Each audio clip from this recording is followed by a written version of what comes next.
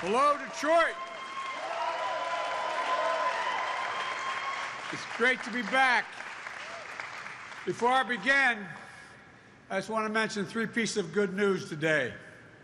First, through the leading rating agencies on Wall Street, confirmed today, not a liberal think tank, 2 Wall Street outfits, that the economic proposals we put forward for the nation, the infrastructure law we just signed, and the Build Back Better plan are being considered this week in Congress, will not add to inflationary pressures in the economy. And here's what one of the agencies said, and I quote, "The bills do not add inflation pressures." Let me repeat that, do not add inflation pressures. Reason? Because the policies I proposed, quote, help lift long-term economic growth via stronger productivity, labor force growth, as well as taking the edge off inflation. A second point I want to make. We've learned today that job growth in the nation has been even stronger than previously reported. Every month since I've been president, the Bureau of Labor Statistics reports the estimated number of jobs created or lost in the country of that month. Then they go back and they look at more information and check their estimates against what actually happened and give us an updated final number. What we found out today is when they look back at the last 4 months, we actually created 710,000 more jobs in the country than previously reported, on top of the 5.6 million we already had created and been counted that we knew about. So it's good news that Americans are working and wages are up as well. Thirdly, with holidays coming, but by the way, all sit down, man, if you have a seat. I'm not used to being president. Everybody's standing. I'm sorry. But Walmart and Target have made public today what they told me about a week ago, that they're stocked up for the holiday season. Their inventories are up, and they'll have all the toys, food, and other items that shoppers are looking for in the holiday season. That's going to happen. So, now let me begin. God, it's good to be back in Detroit.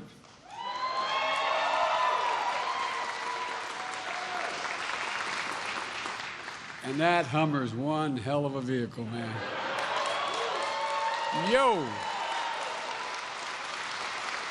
As we used to say in the Senate, as some of my senators, colleagues will know, like Debbie, excuse the point of personal privilege. I came up in an automobile family. My dad ran the largest automobile dealership. He didn't own it, just ran it for 30 years in Delaware. And so I was raised on cars. And I have a 1967 Corvette that I got as a wedding gift when my deceased wife and I got married. My dad could afford the payments. He couldn't afford to buy it. But the point was, I thought that was the hell's bells, man. 327, 350, 0 to 60 in 5.3 seconds. This truck,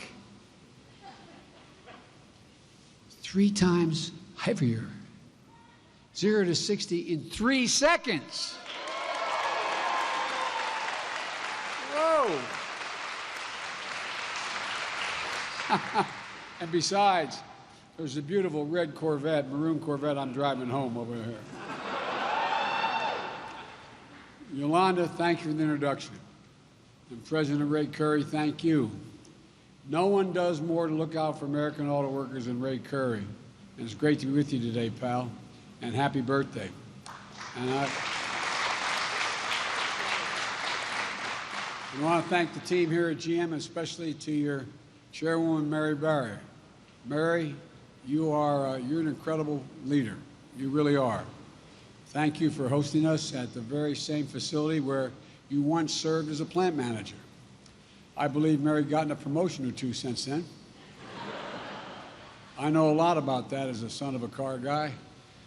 40 years ago, my dad managed those dealerships back home.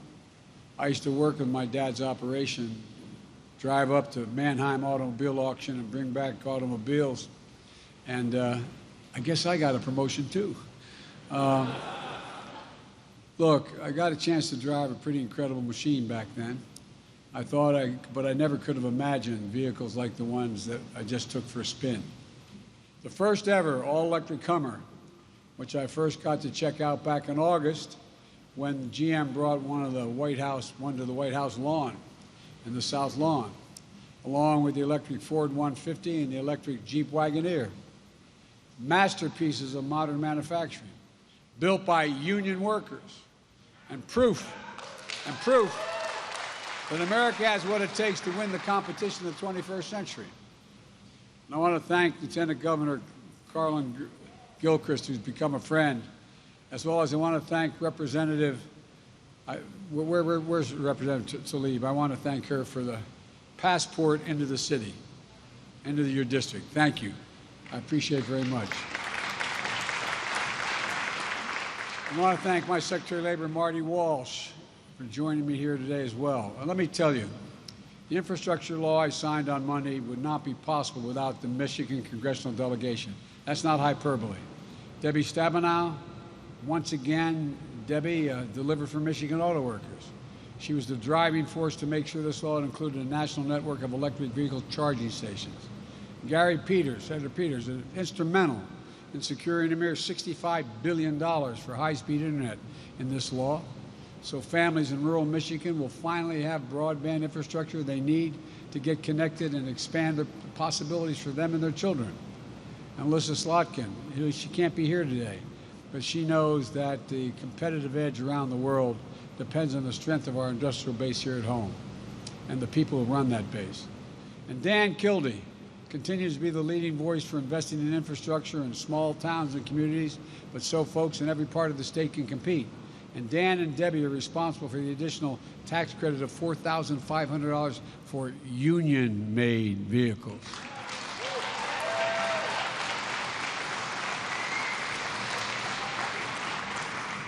And Hallie Stevens, she ran for office to fix Michigan's roads and bridges. Well, you're delivering, kid. You are delivering.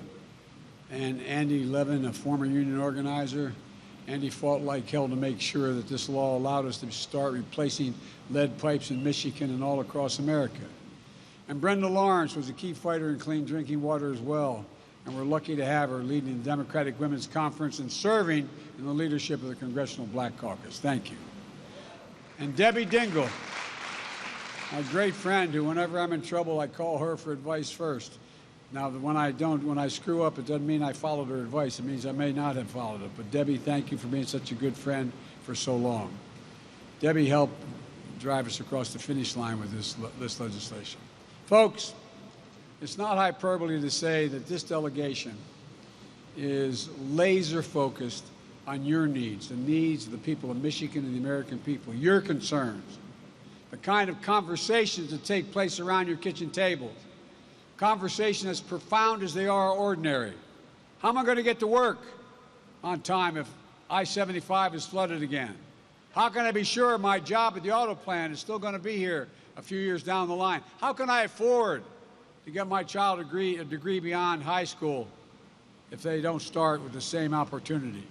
And more broadly, how do we emerge from this pandemic not just with a little breathing room, but with a real fighting chance to get ahead? There are the things that take place at the kitchen tables I grew up in. For most of the 21st century, we led the world by a significant margin because we invested in our people. We invested in ourselves. But something went wrong along the way. We stopped. We risked losing our edge as a nation. And China and the rest of the world are catching up. Well, we're about to turn that around in a big, big way. We're going to be building again. We're going to be moving again. And folks, when you see these projects starting in your hometowns, I want you to feel the way I feel, pride in what we can do when we're together as the United States of America. And it starts here in Detroit. In the auto industry, Detroit's leading the world in electric vehicles. You know how critical it is? Mary, I can remember talking to you way back in January about the need for America to lead in electric vehicles. And I can remember your dramatic announcement that by 2035, GM would be 100% electric. You changed the whole story, Mary, wherever you are. There you are. You did, Mary. You electrified the entire automobile industry. I'm serious. You led, and it matters. And drastically improving the climate by reducing hundreds of millions of barrels of oil that will not be used when we're all electric. You know, up until now, China's been leading in this race. But that's about to change. Because of this law, next year, for the first time in 20 years, in which American infrastructure investment will be far greater than China's. The first time in 20 years. We're going to put IBEW members and other union members to work installing a national network of charging stations along our roads and highways in our communities, over 500,000. And Governor Whitmer has already announced a proposal to expand electric charging stations along key travel routes across the state. And a few weeks ago, GM announced it's going to install 40,000 public charging stations, as we're going to unleash a lot more than that. Look, we're going to make sure that the jobs of the future end up here in Michigan, not halfway around the world. You know, that means that here in Detroit, you're going to set a new pace for electric vehicles. This is not hyperbole, it's a fact.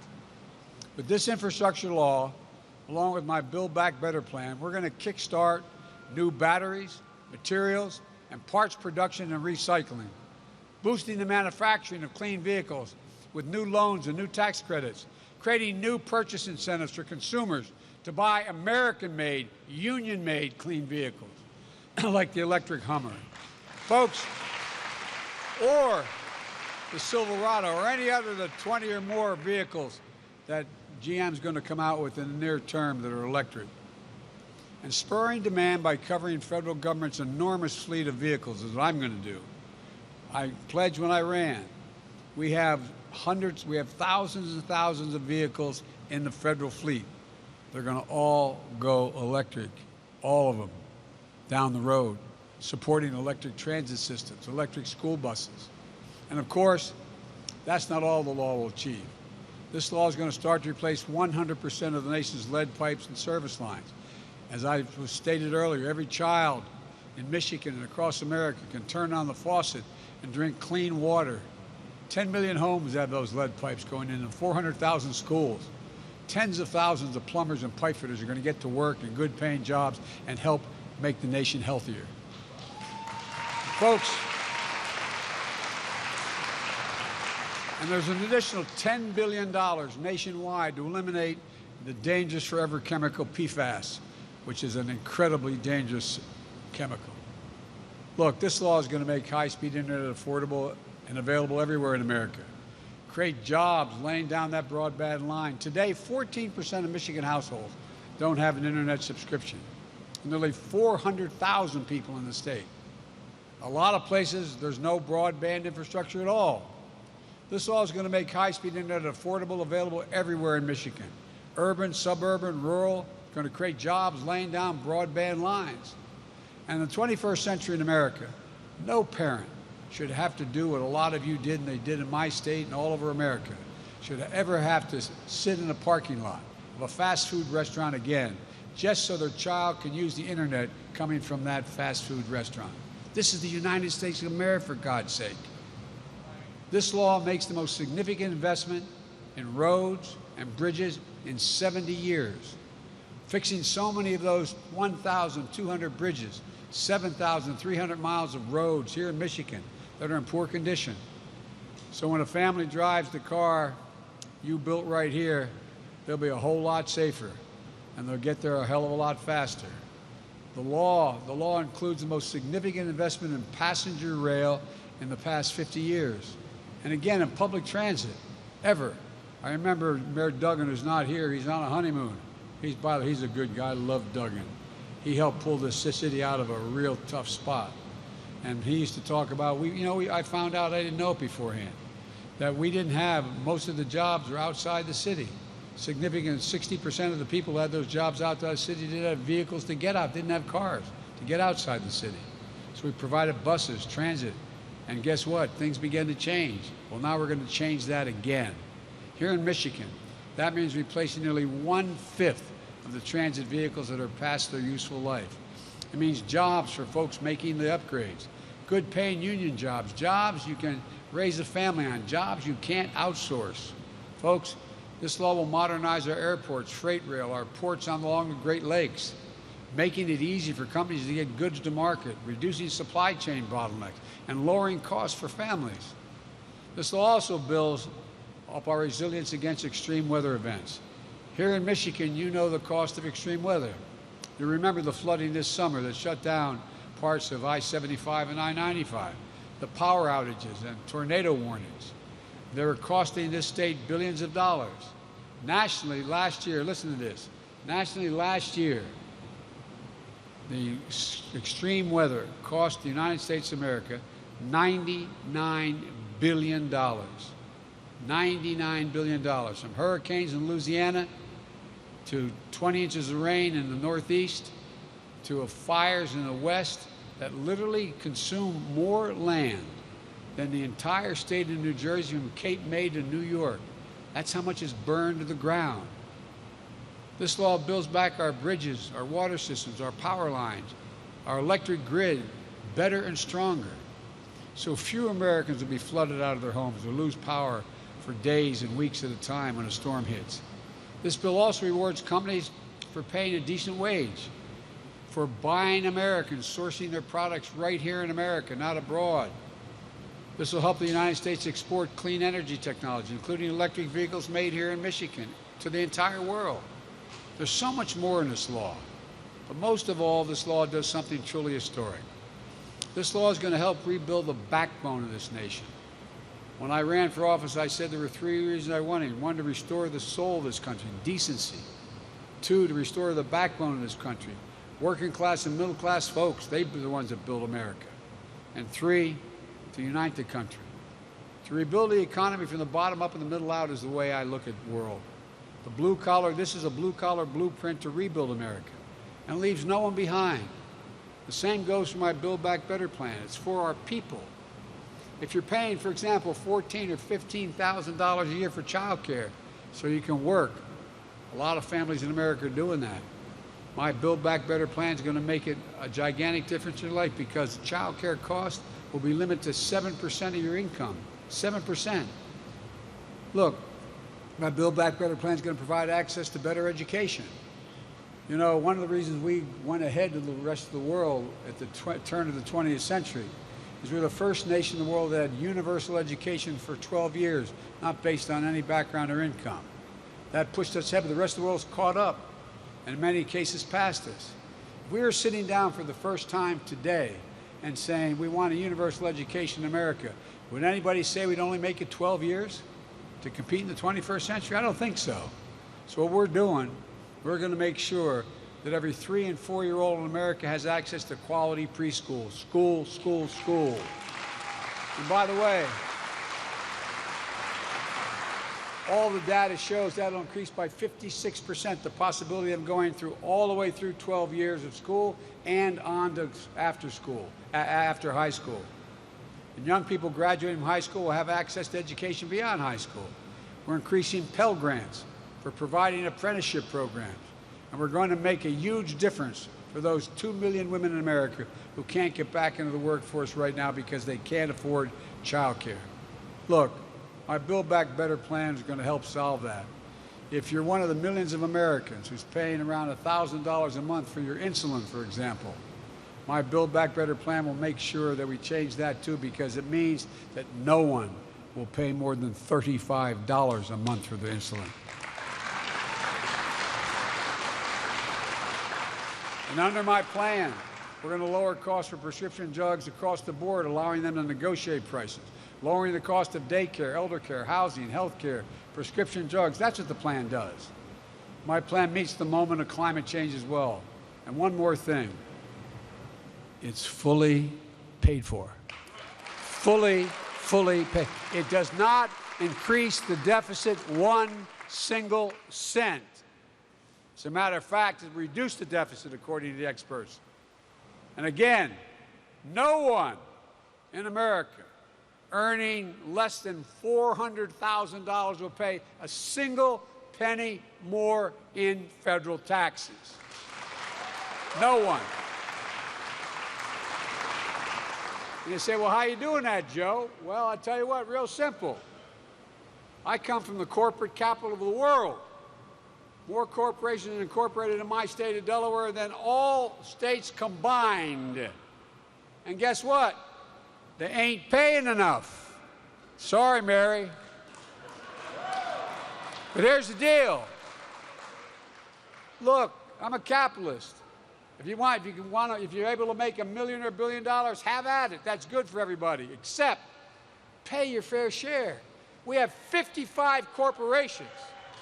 55 of the largest corporations in America, the most successful, paid not a single penny in federal taxes the last several years.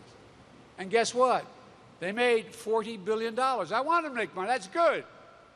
But pay a little. Pay a little.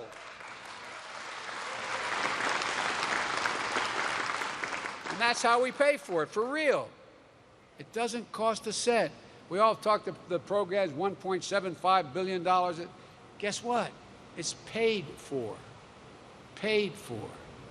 And folks, from now on, they're going to have to pay their fair share. Not exorbitant number, just a fair share. Let me close with this.